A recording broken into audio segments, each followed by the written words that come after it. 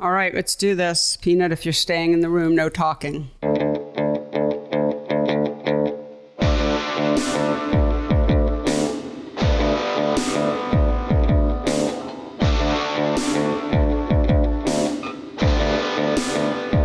Hello, and welcome to the PhotoWork podcast, the talky and touchy-feely version of my book, PhotoWork, 40 Photographers on Process and Practice. Hello, everyone. I'm Sasha Wolf, recording from Woodstock, New York, and joined as usual by my friend and producer, Mr. Michael Chauvin-Dalton. Hello, Michael. Hey, how you doing? I'm doing all right. I just said to you before we started that I was a little sniffly because just from the cold, because it's fall has arrived in upstate and it's incredibly beautiful. And I'm not complaining because I love the cooler weather, but I got to get my hankies out. But yeah, no, absolutely spectacular. I think it was about 44 degrees this morning and wow. Went outside and a lot of leaves on the ground. So are you getting color up there already? We're starting to get color, yeah. I almost don't want to say that because we already you don't want people visiting? Right, correct.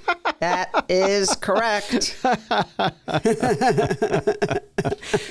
actually had a fantastic visit yesterday with Center for Photography Woodstock and Kingston opened its fall shows, and we'll talk more about that probably next episode. But people can check it out on their website. Really fantastic opening evening. The place was packed. It was like the place to be in upstate. It felt like. So super happy for CPW just to continue doing such incredible work and also to really have, created such a sense of excitement that when they have an opening, I mean, just hundreds and hundreds of people. So it was really wonderful. Met a lot of wonderful people, saw a lot of old friends. Raheem, Fortune, and Miranda Barnes were up because one of the shows is a show of Raheem's that we put together. So yesterday I had Raheem and Miranda over, and it was really wonderful. It was their first time here hanging out in Woodstock at the cottage, and how nice! Yeah, it was super nice. So yeah, I'm gonna get up there before things close, obviously, but I wanted to be there for all those great openings. I had to go to work Saturday, so that was a bummer. But we did have some nice events at the gallery around in Trenton, so that was nice. Well, come on up. I'll give you a pass, so you can you may come to. You mean an actual pass to enter? I'm going to give you a Sasha Wolf made-up pass to enter Woodstock. I thought you meant like, I'm going to give you a pass on missing the big event. No. You are allowed. Yes. And then, you and I will go over to CPW and have a good hangout. That'll be fun.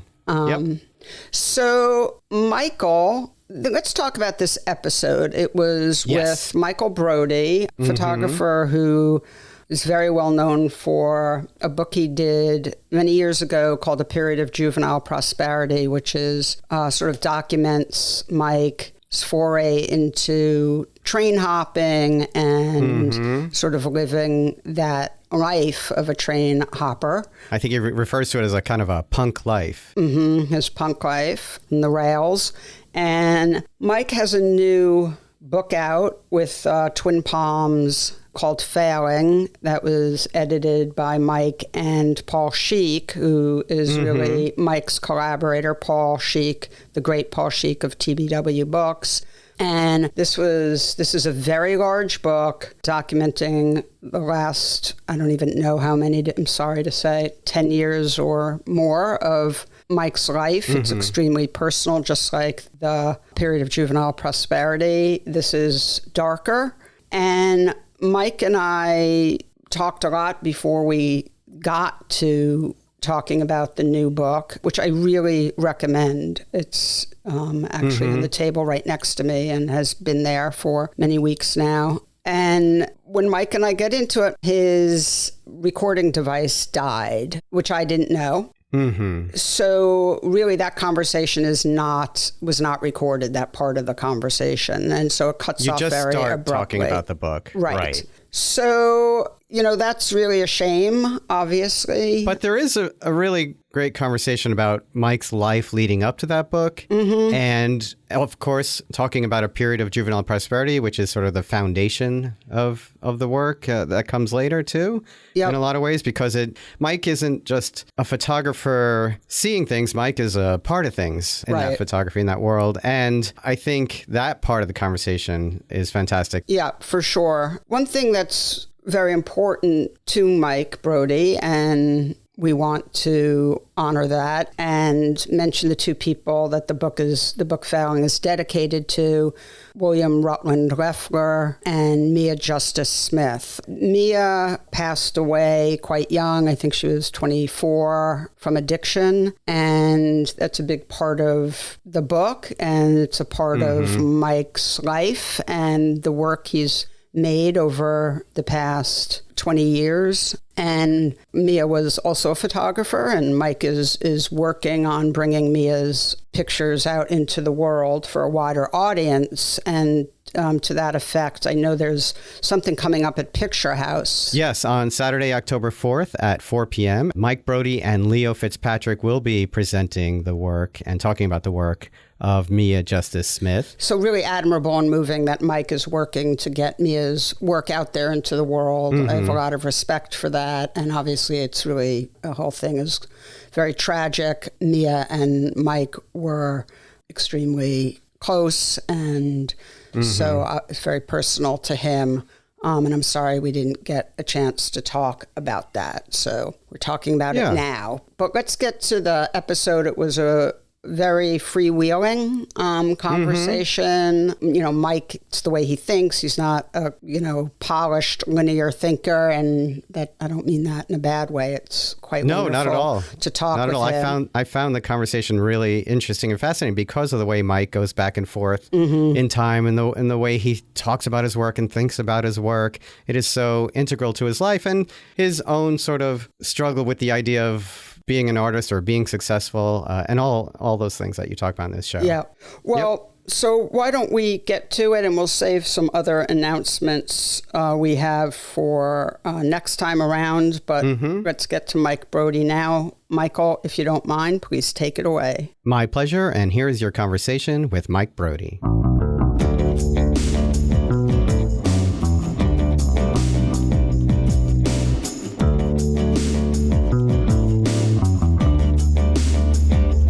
Michael Brodie, welcome to the PhotoWork podcast. It's great to have you on. Thanks for hanging out with me this morning. No problem. Mike, we start, every show with folks just telling me, the audience, about their journey, where they were born, grew up, however much you want to share, but, how you got into photography and all that stuff, so people have a sense of who you are and where you came from. So tell us about yourself. Okay, cool. So basically, I was born in Arizona in 1985 in the town of Mesa, near Phoenix. Kind of how the story goes with my mom and dad is my mom was walking down the street barefoot, and my dad whistled at her. And somehow they got together after that. I think his dad, my grandpa, had a pool in their backyard, so he invited her over. So that's how my parents met. Courtship. Yeah, that was the courtship there. I can go into a lot of family stuff, but I can jump right to photography. Basically, well, give us a little bit. Did you grow up in Arizona? Is that? Yeah, I lived there till I was 13.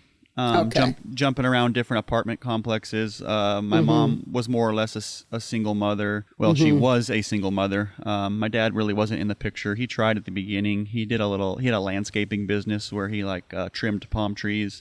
But he was kind of a fuck up and ended up in prison, just stealing stuff and messing around with drugs and just, I don't want to call him a deadbeat dad because I love the guy, but he just kind of became a product of the system and institutionalized and spent most of my upbringing in prison. So he wasn't around. I didn't grow up with a dad. I have childhood experiences driving around in his car in his El Camino, him showing me my first Playboy magazine that he kept under his seat, putting on leather gloves and helping him move, pile up tree branches or palm fronds from trees, or him smoking Marlboro cigarettes. I have these poignant childhood memories with him, but it was more of just this interesting guy that was around sometime.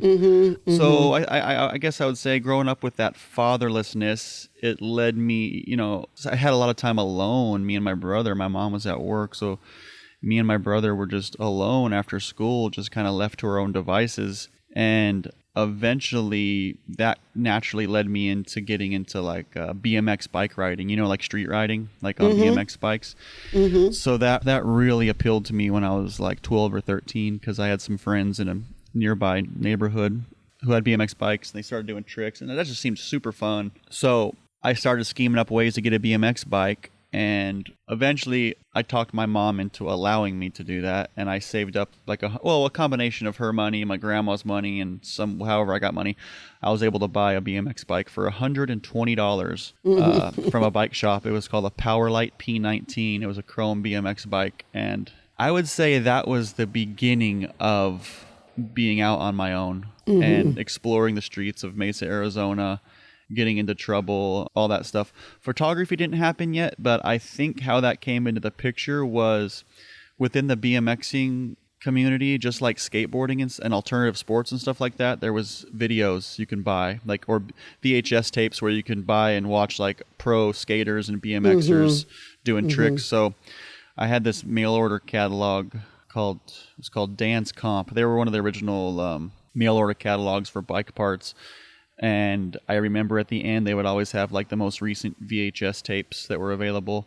And I I ordered a video called Seek and Destroy. And it was a BMX biking video of all these pro or semi-pro BMXers just doing dirt jumps and street riding, combined with music, mostly just like punk or metal or whatever. And so I only had that one video. Like, I couldn't afford to buy a lot of them. So, me and my friends would come over. I had 3 friends that I BMX with. Their names were Ty, Ross, and Daniel. So they would come over and we'd watch this one tape over and over and over. And then after we watched it, we would we'd be inspired and we'd hit the street and start BMXing. I mean, subconsciously, that had to have had an effect on like a visual interest in just like photography. I mean, I'm watching this BMX video. It's, semi-artistic. There's some cinematography. I mean, it's mostly like high 8 and mini DV kind of camcorders, but there's music. So yeah, I hadn't gotten into photography yet, but subconsciously, I think there was a creative thing brewing in my mind. At that time, I liked to draw a lot. I did a lot of crappy graffiti around town. It wasn't very good, but I was good at drawing, and so I did that a lot. Mostly just copying. I would just basically tear pages out of BMX and skate magazines and meticulously draw them with like mechanical pencils, because I didn't really develop my own style. So I would like more or less just try to copy them to practice. It just felt good to create and to draw, but that kind of never went anywhere. I never really developed my own sense of style with that art. Like, it wasn't really honed. Well, it sounds like you were very young too. Yeah, I was very young. I was only 13, but still, I mean, that's a time where, I mean, if someone has a skill, I mean, if directed in the right way, I mean, I could have got way better at drawing or writing, but I just stuck with BMXing. So I kept doing that. But probably, I don't know what year this is. Was it 1998? I don't know. 96, 97, 98, those years.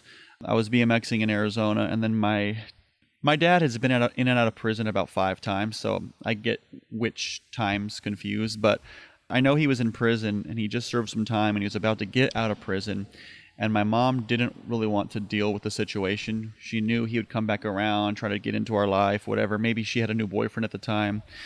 I'm not sure, but for whatever reason, she did not want to live in Arizona anymore. So we had an uncle who lived in Pensacola, Florida. He was stationed here for the Navy, big Navy town here in Pensacola. So he encouraged her to move here. So me and her and my brother, I think I was in 10th grade. Yeah, the beginning of the 10th grade. We just left. We just moved here. And one of my uncles had drove all our stuff here in a U-Haul, and then we took a Greyhound bus. Me and my mom and my brother, we took a Greyhound bus to Pensacola, Florida, and still I hadn't gotten into photography.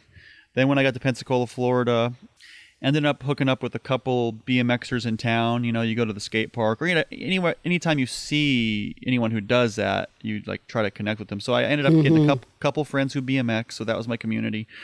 And I kept doing that, and then I think that scene, BMX skateboarding, has always been tangentially connected to punk music, all that. So through a friend of mine who I was BMXing with, his name was Evan Butts. He was my BMX friend here in Pensacola. So I started hanging out at his house a lot, watching more BMX videos.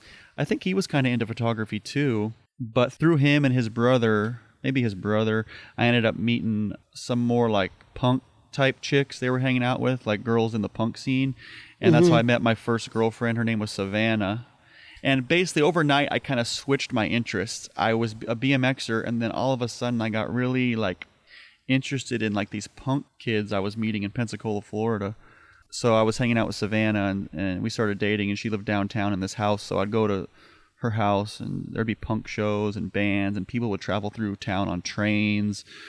And I had no idea what this world was. This was just like a new world that just busted open. I was like, what are all these interesting people? What are they doing here? What are they about? And around that same time, I had already started with Evan. Me and him started shooting videos, BMX videos. I got a job. I dropped out of high school, and I was working at Albertsons grocery store. I was a courtesy clerk, bagging groceries. I'd push people's groceries out, with their carts and all that. And it took about 6 months. Really diligently, I saved $1,200, and I bought a Canon GL1 video camera because I wanted to make a BMX video like those videos that I loved so much. I was like, oh, I want to be like a pro BMX. No, I didn't really care about being a pro BMXer, but I was like, oh, I want to be a BMXer and make these BMX videos. They're so cool, and with the music. And so I got that camera, started shooting a lot with it and playing around and editing. But I wouldn't say it didn't go anywhere, but once I met Savannah and I met some of these punks around town and the train hopping, and I got a Polaroid camera. It was one of Savannah's friends. She had a Polaroid camera in her car that she wasn't using. You know how stories change over time, where like you think of memories. Yeah, of course. And you're like, did that really even happen? And then as time goes by, you keep telling people this thing happened, and then you start to question, did that really happen, or does it start, or does the truth start to get like bent over time? Like the more I tell that story, which I haven't told it a lot of times, but I'm like, did that really happen? Was there really a Polaroid camera in the back seat of my friend's car? And I really think there was, because I do. It was because that's something we went thrifting a lot at thrift stores, and I think it's something she got at a thrift store. Like it was a Polaroid, one of just those ones with the flip up front, and she didn't want it, and so it makes perfect sense. So she gave me that camera, and I started shooting Polaroid photos. So kind of overnight. I want to say almost overnight, I lost interest in BMXing because I just started wanting to like photograph all these like punks, which I didn't even know they were really punks yet. I didn't really know what it all was. I just knew people. I was intrigued by these people that I was hanging out with, and I would see them at these shows. And that's how I met train riders, because Pensacola, Florida used to be what's called a crew change point. And that's where, when trains go on like kind of these more long distance journeys, the conductor and engineer have to, by law, they got to get a new crew like every 8 to 12 hours. And Pensacola was a crew change point for the CSX Railroad. The industry has kind of changed a little bit, so it's not there's still trains coming in and out of Pensacola, but you don't see the train riders anymore because the routes have changed. So you used to get a lot of influx of people coming off trains in the 90s and early 2000s, because the trains would stop. Say they were coming from Florida, Jacksonville, Tallahassee, coming west into Pensacola. They would get off and, hang out, get more beer, or hang out at a punk house or whatever. Or alternatively, they'd be coming east from New Orleans, and then Pensacola would be a crew change point. But that does not happen anymore. You can still catch a train in and out of Pensacola, but it's really slow. It's pretty difficult. It's not really fun, so no one really does it. I've done it a few times since the changes, and it's more for nostalgia, really. But anyways, that's when. So a lot of those train riders would come through town, and Pensacola was like a stop. It's like, oh, we can stop in Pensacola, go to the beach. Especially if you lived in New Orleans, some of the train riders would come from New Orleans, and there's no real beach there. Like, of course, you're on the Mississippi River, but it's where you're gonna go swim. No one's gonna get in that. You can go hang out by the water, but you can't get in it really. So people traveling east, they would make it a point to stop in Pensacola, Florida, because there are beautiful beaches here. So anyways, there's just a lot of these interesting people traveling through town, and I I wanted to photograph them. So that's where it started, taking these portraits with this Polaroid camera. Well, that first Polaroid camera I got didn't work very well because, you can only take if you get closer than, say, 3 feet, the photo is blurry, so you can't really take portraits. So I ended up getting a Polaroid SX70, which I still have. A friend of mine just mailed it back to me. He had it in his studio for a long time, but that dates back way like to the 70s, more like that flat metal camera. It folds flat. The best camera ever. And so I started shooting portraits with that because I was able to get more of a tighter focus. I could really get a foot away from someone's face and focus real nice on their eye or something in their hand. And so I loved using that camera. And unfortunately, it was on the tail end of Polaroid. Like that was the last couple of years. So it was frustrating because here I am. I'd almost just found my calling in life. I was like, oh, I'm going to photograph. I'm going to get this film and just photograph for the rest of my life, take these portraits. I love them, but then I can only do it for like a year solid, like literally. And then they stopped making that film. So that's when I switched to shooting with a Nikon and portrait film and studying up a little more some of the traditional photographers, not really studying, vicariously studying, because I would flip through photo books that I'd see maybe at Barnes & Noble or so there was some inspiration there. Well, yeah, I mean, I wanted to ask you about that because, you're still really young at this point, probably like 17 or something? Yeah, 2005, I was 20. I was 20 when I first started. When I was 20 is when I really saw that photography could be a path in my life to follow, because of these portraits I got. I was like, oh, I'm onto something here. The 3 years before that, I was shooting photos. I didn't take it seriously. It was just kind of fun, and I wasn't really getting great photos. But with that Polaroid SX70, I took a couple of portraits that felt to me like a great photograph. And how do you know it's a great photograph? Like, this is super important. Like, what are you looking at that? Well, it's a great question.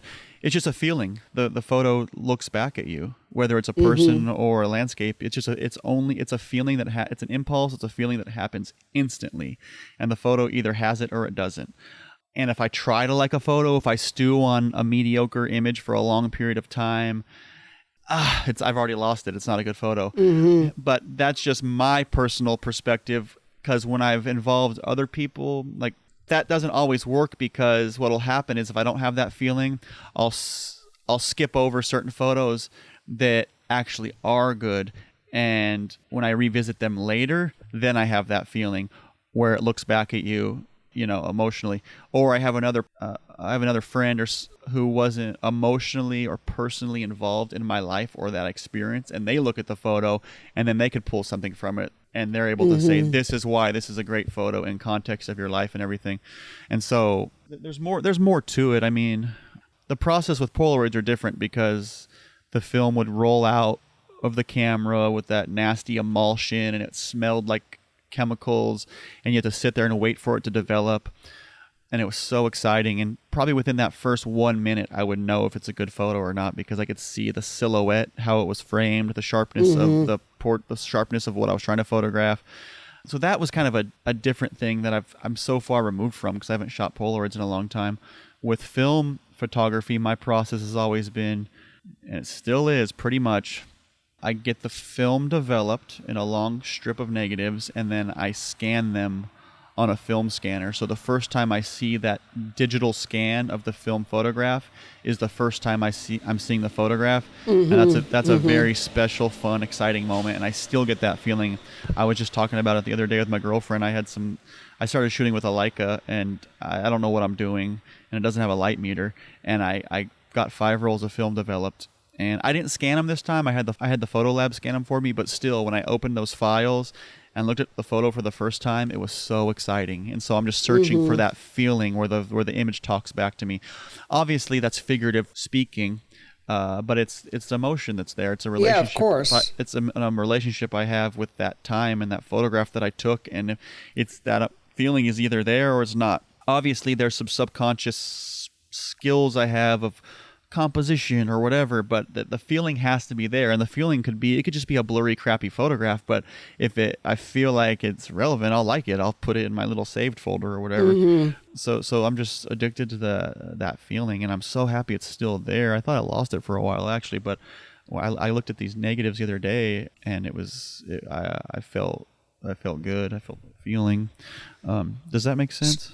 Yeah, of course. Okay. It makes perfect sense. So let's talk about, because you sort of, went from a life of, obviously your childhood was complicated and not, sort of the smooth ride that some other folks have with, a certain amount of stability and whatnot. And you hook up with Savannah, you guys wind up train hopping and meeting a lot of people who it sounds like were really fascinating to you and thrilling and exciting to be around, and you're shooting, and then you explode on the scene, and I think it's 2012 when A Period of Juvenile Prosperity, your very well-known book, is published by Twin Palms. Can you talk about how that happened and what that felt like? Because that's like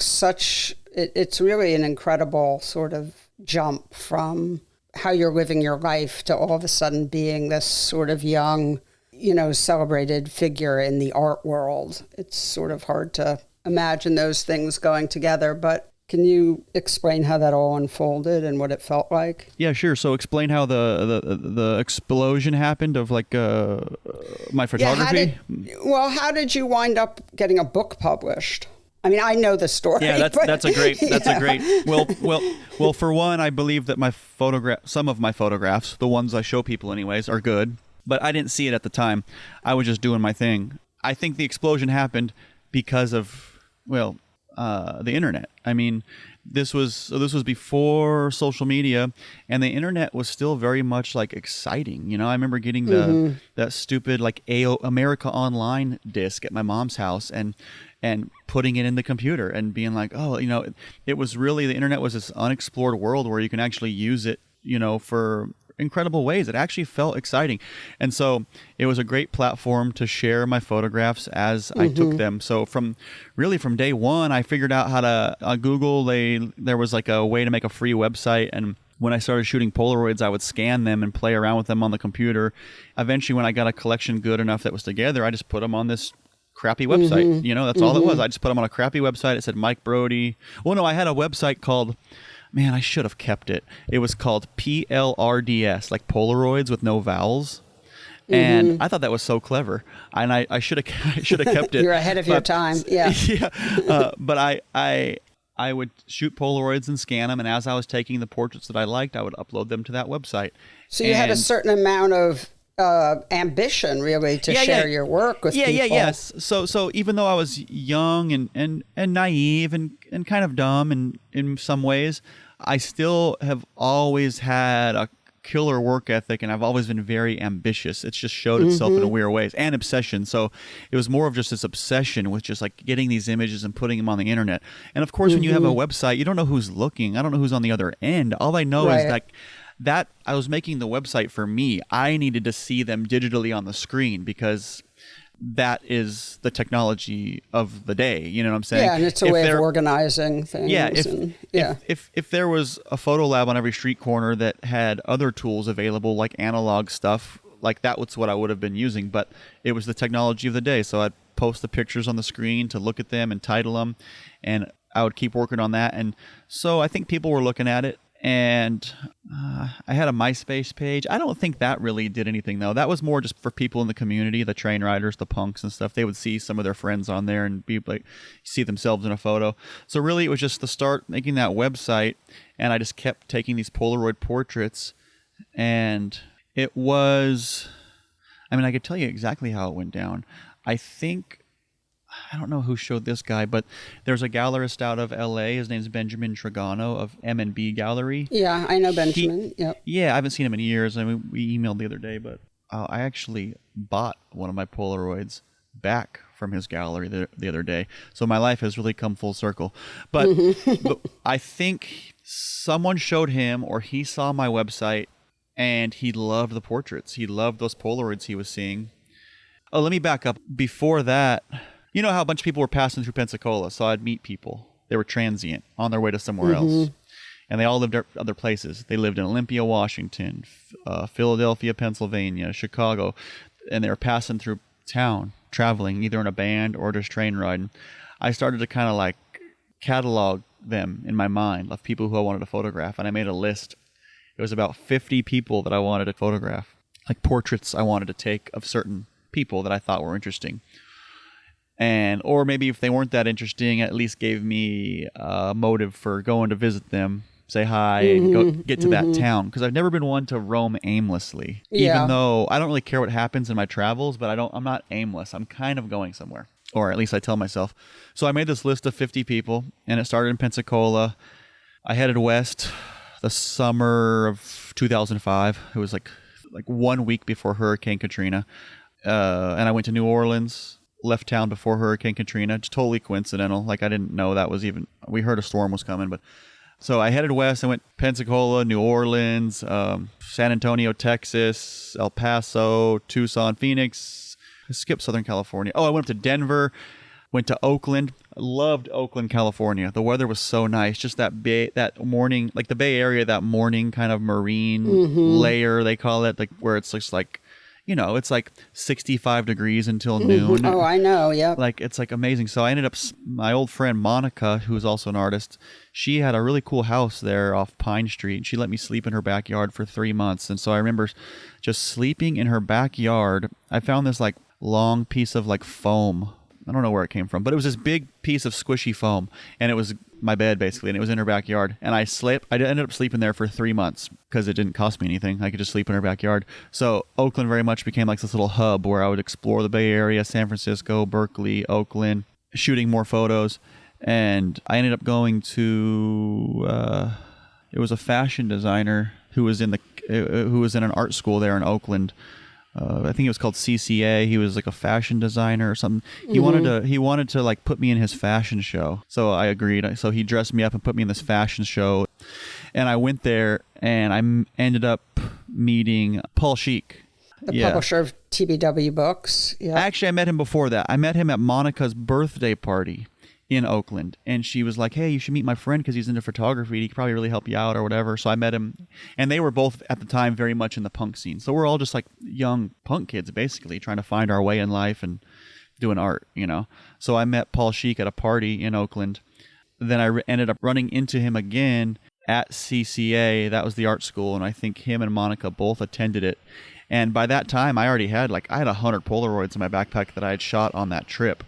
And I showed them to him, and I remember sitting on this, just a little wooden bench, and showing him those photos, and him just telling me how great they were and how I need to keep shooting these photos because they're very important.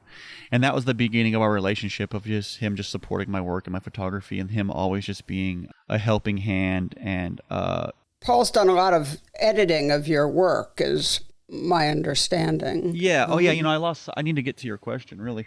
The Polaroids are one thing. See, it gets complicated because I have the Polaroids, and then I have the 35 millimeter work.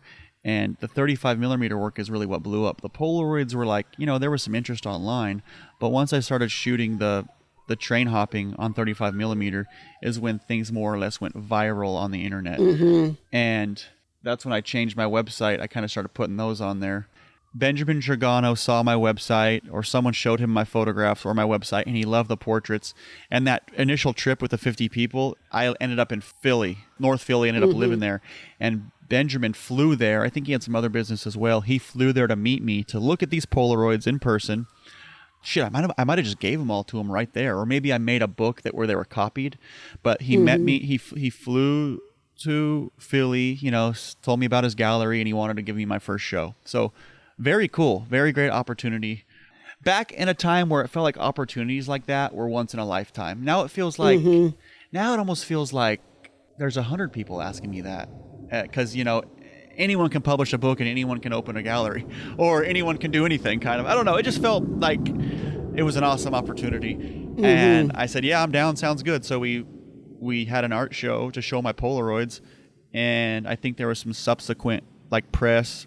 And by the time that art show had happened, I started shooting my 35 millimeter work. I think I got some sort of press like on CNN or something. You know, it went viral. Like I got all these like online articles in major like Time magazine, CNN, just like these, and it was all, the headline was, you know, 17-year-old homeless kid hops trains and photographs it, you know, just something corny like that. But you know, it was like good, it was good clickbait for people to check it out. So I think that was that initial hit. That was that initial like viral hit where it's like, okay, everyone in the world knows about Mike Brodie, the supposedly homeless kid who hopped freight trains and whatever.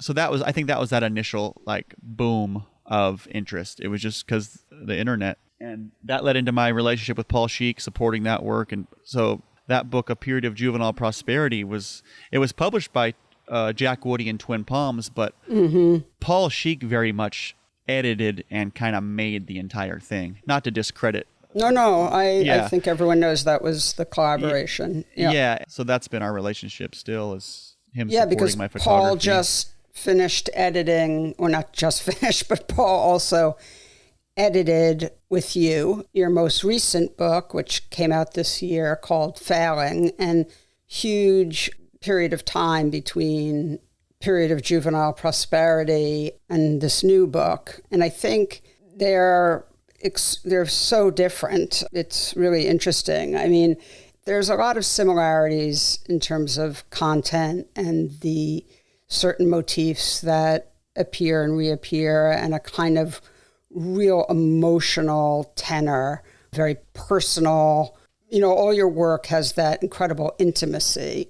But Failing, in addition to being quite sad in many ways, and there's a lot more sort of overt darkness in it, they're also really, I feel like the work in Failing is looser as far as form, and also, of course, the way the two books are printed. I mean, you have other books, but I'm focused here on these guys. But A Period of Juvenile Prosperity, there's the paper, and there's a lot of varnish on the pictures, and so the blacks are really rich, and the light is very special. And in general, it feels like A Period of Juvenile Prosperity is much more aestheticized.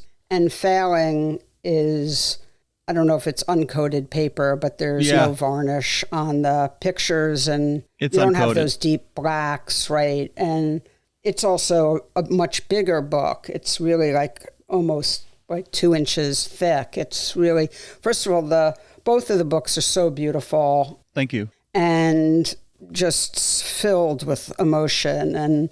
But even though the subject matter at times in A Period of Juvenile Prosperity is tough, I mean, certainly there's a lot of young people who look like they may be struggling. There's also just a tremendous amount of sort of young, ecstatic, and feelings that come from a sense of freedom and whatnot. So can you tell us a bit about Failing, since it's your new book, and the decision to put so many pictures in, and the style of the pictures, the sort of looser shooting, and the feeling of the book, which is obviously, it's in 3 sections, and it sort of outlines a more difficult time in your life. But can you talk to us about that? It really was, I kind of told myself I wasn't going to do photography anymore after the success with A Period of Juvenile Prosperity. Why? Because I've always been that way. I get really, really into something, and then I'm like, okay, fuck this. I'm going to go do something else. But I was just lying to myself, because photography is always there, kind of just nagging me. You know, it's like, I can't go through life and ignore the beauty I see in the world around me. And if I can't get a photo of it, it haunts me forever. I mean, I'm still thinking about this random picture I didn't take of this guy one time. I don't know why, but it was a job. It was a job I had. Like, seriously, it was a job I had. It was in the Bay Area. I was working for a tractor repair company, and I went to this landfill, and we had to go reattach these tracks on a bulldozer. It was no, it wasn't a landfill. It was a scrapyard. It was this bulldozer that pushed scrap around a scrapyard. And scrapyards are so beautiful to me. It's just like metal being recycled, and all the dust and the patina in the air, everything. It's just, the lighting is always good any time of day. It's just incredible. Anyways, there was this bulldozer, and I actually had my camera with me. I brought it with me in the service truck. I wasn't really photographing a lot at that time, but I still kept my camera with me just in case. But I was caught up in the repair, and I just was caught up in the moment. But this guy, like, to repair tracks in a bulldozer, you need like serious tools and serious equipment. And this guy, and they had tried to like hook it back together with chain. Anyways, I just remember walking up to the scene, and this man, older white man, pretty skinny but buff, hardworking, just real dusty, and he's trying to pull the tracks back together by hand, like with this chain. And he was wearing a hard hat that was chrome. So like all I remember is this shiny chrome hard hat, and this man trying to, like, you know, this human man with flesh and bone, like pulling this metal chains back together. And I still think about how I didn't photograph it. Yeah, the picture you didn't take. Yeah, and that was 14 years ago. But it's like, who cares? Like, it probably wouldn't have even came out. I do have a photo of the bulldozer because we finished the repair, and then I took a picture of it. Just basically, I missed the moment. Anyways, to your question in regards to failing, after the success of the train of APOJP, or a podgpa, that's what we say. That's what my girlfriend says, a podgpa, because it's a mouthful saying the whole thing. It's a long title. Yeah, but I love the title, but it still resonates. It just feels good, poetic. But it just felt like I did it. Okay, I did what I wanted to do. I photographed these people, and it's at this time, and I don't need to photograph anymore. I did it. I don't need to photograph. But as my life went on, I was like, oh, the interest is still there. I kept seeing things that were interesting that I wanted to photograph. So I just kept casually photographing. So we're talking, the book came out in 2012. So we're talking, I went to diesel mechanic school in 2009. So 2009, 10, 11, very much a lull. There's really just a couple photos there. And then 2012, even 2012, 13, 14, 15, that was all a lull, really. But my camera was always around, and I was just casually taking pictures of things. Like, my camera was kind of, it would always be in my truck or in my toolbox, like in a cardboard box, so it didn't get beat up. It was always available, Can I ask you a question, a personal-ish question? For sure. You don't have to answer, but did the art world turn you off? I mean, was that any part of... It didn't turn me off in the sense that anyone did anything bad to me. Like, no one did anything bad to me. It just didn't. The art world, when that book, a podgpa, sorry. When my first book came out, I very well, I got an offer to be a director of photography and filmmaking. I got all these offers to do this, to do that. I very could have took that and developed and honed a photography career, But that didn't really appeal to me because the nature of my work, my photography, is I don't have to have a career. I barely even need any money. So why would I have a career? Why would I go do all these things that the world was wanting me to do additional to the photos that were being made? Because it didn't seem like it would lend itself to being creative. So I kind of rejected it. Maybe it was in a kind of a punk way, like, oh, fuck all that, fuck, whatever. Or maybe it just really I wasn't ready for it all. But that's why my friendship with Paul was perfect, because he was better at navigating that world. So he did a lot of that on my behalf and managed the work and the book. So, and I still very much feel the same way. Like, I'm not really interested in all this stuff. I mean, of course, like talking to you and doing a podcast, what a cool opportunity. All this stuff it's great. It's all opportunities for new things and new life experiences. But But at the end of the day, does it help me make more photos, or does it make me a better artist? Does it make me money, or is it just for attention? Then that's where you're like, when you start to have a career, that starts to conflict with your art. So it's like, but now life's different, and I have a son. I'm 40, so I'm trying to navigate things differently and not be so punk about it, and just be open and to new experiences. And so yes, I hated the art world and didn't want anything to do with it back then. And now I'm doing my best to kind of navigate it. But it seems all fucked up. Like no one knows what they're doing right now. So, well, I think you can continue to just make your work, right? Yeah. And I mean, I would say to like anyone who doesn't feel comfortable in the art world, it's like, you can still do your work and let it just unfold without getting too caught up in it. In fact, I don't think anyone should get too caught up in it. It's not a healthy place, and it's not good for your art to be too caught up in it. But it is, I'm glad you're photographing, and, it feels to me like the thing you were meant to do. And, the work that you put out is, I think, important. And so I'm glad you're figuring your way through it all. I know it's not easy, and I'm sure it wasn't easy to have that much attention all of a sudden. I'm sure that was completely overwhelming. It was, but it was fun. So let's talk more about failing. Yeah, I'm going back to that, but I want to tell you, because it really is. This is important. It really is. With a period of juvenile prosperity and almost that photographer identity that was created out of that, it's very easy to stay that. It's very easy to get caught up in this idea of who I am, or who I was, or who the world made me become because of, what I'm saying? So I very much can Google my name and it says, oh, Mike Brodie is this. And I can very much feed into it and be like, oh, okay, I guess this is my calling, is I'm a hobo. I'm supposed to just go roam free and photograph. Like, okay, maybe there is some truth there, but there's more to life. It's more to you. There's more to you, and I have more life to live and more experiences to have. So it's very much easy to get caught up in that.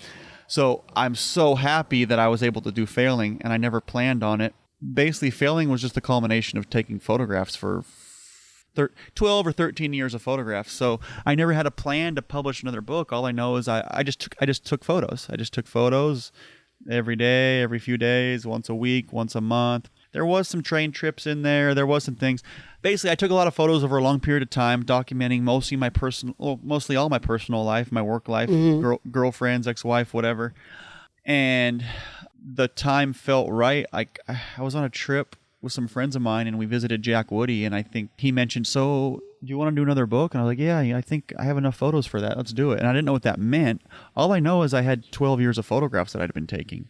And I didn't know what they were, what they meant. All I knew is that I was ready to be done with that chunk of time I spent photographing. So I showed them to Paul Schiek, and basically me and Paul Schiek hashed out an initial edit of 600 photos and made another book. But I found the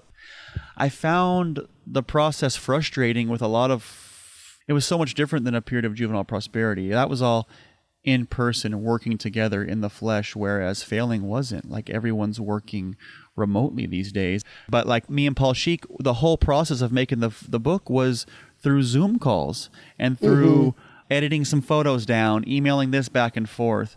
And I think it's just the nature of the beast these days, and how we work with, to accommodate art in our lives, because he lives here, he lives there, I'm over here. So we can't just, maybe we don't have the time or the money just to meet up and spend a month working on a book.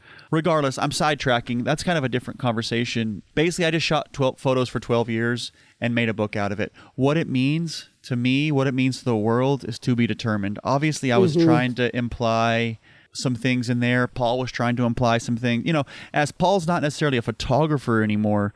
So as an editor, even in that process, I think you're still implying your art. Of course, absolutely. Your art, your personhood, you're like who you are in that work, in that editing. So what he sees of my photography is what he sees in him, his journey in life.